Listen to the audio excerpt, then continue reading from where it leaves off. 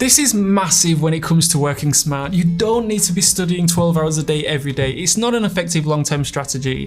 The Pareto principle will help you with organizing what you really need to study and what you don't need to spend so much time on. So the Pareto principle states that 20% of your input produces 80% of your output. And you can see this everywhere you look. For example, 20% of criminals might commit 80% of crimes, or 20% of drivers caused 80% of traffic accidents, or 20% of the population own 80% of the wealth.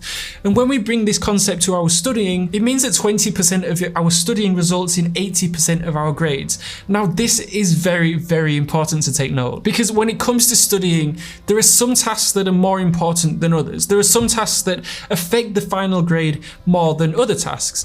And when you recognize this, when you really understand exactly which tasks have the biggest impact on your grades, and then you double down on those specific tasks, that right there is a perfect example of how to study smarter, not harder. And I only really realized this at university. And if only I knew this at high school, it would have saved me so much time. So when I had my exams at university, I started to realize that there were specific tasks that I could allocate less time towards and other tasks that I needed to allocate more time towards. So let's take background reading from a textbook. So when you start a semester, you're introduced to a new course and you're given a list of textbooks to do some background reading, right?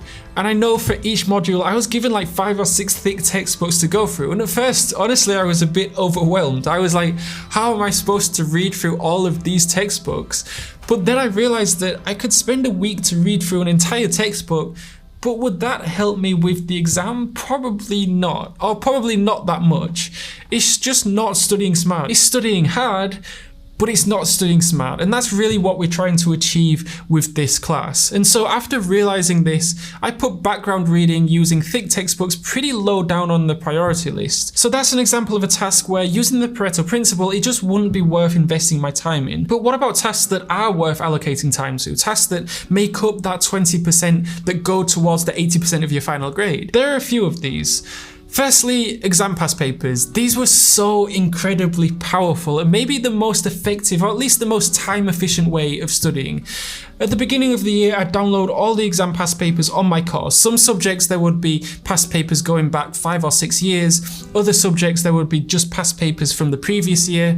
I downloaded them at the beginning of the semester because then I could scan through them and see what topics would be taught. And secondly, it would ensure that I would have all the past papers downloaded and ready for when I start my revision for the exams. And there are several reasons why exam past papers impacted my final grade so much and why they were so useful for exam preparation.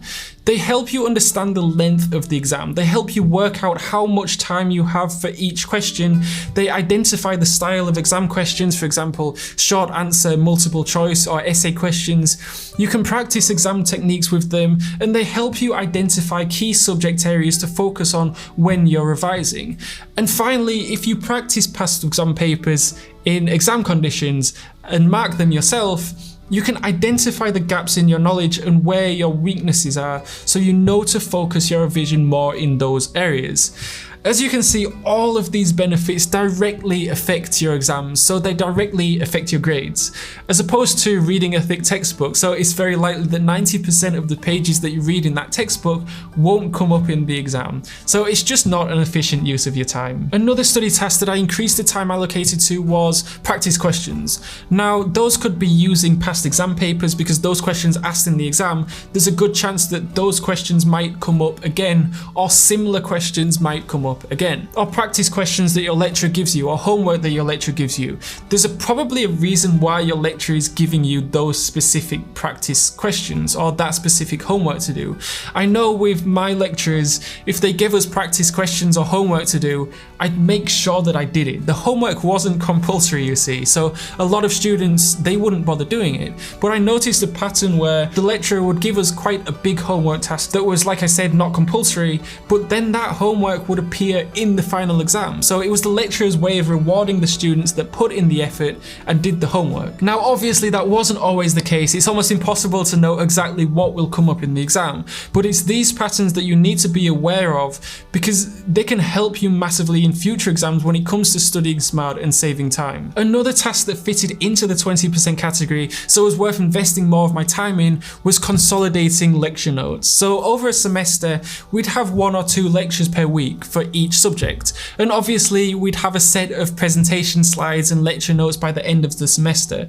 I realized that it was incredibly important to memorize and spend time studying the lecturer's presentation slides because it's this information that often came up in the exam.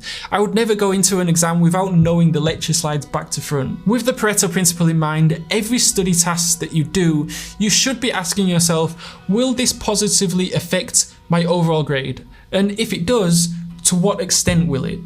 In the first year at university, I wasted a lot of time doing tasks that I just didn't need to do or that I could have spent a lot less time on. So for example, it used to take me about 8 hours to prepare to write an assignment. So I'd spend 8 hours researching, reading textbooks, watching YouTube videos on the subject before even writing a single word. And this honestly was just unnecessary. Of course I needed to prepare for the assignment before I started writing, but 8 hours was far too long. But in my second year of university, and it did take a year to realize this, in my second year of university, I cut this preparation period down from 8 hours to 2 hours, and it had no significant effect on my assignment grade. So in my first year, each assignment I wasted about 6 hours every time, which is crazy thinking about it. But we live and learn, and at the end of the day, that's why I'm filming this video, so you can learn from my mistakes. So when it comes to studying smart, do take into account the Pareto principle. This is really where students with a self-reflective mindset can get almost a competitive advantage over the rest of the class. Once an exam has ended, not many students reflect and go over what topics came up in the exam and then match those topics with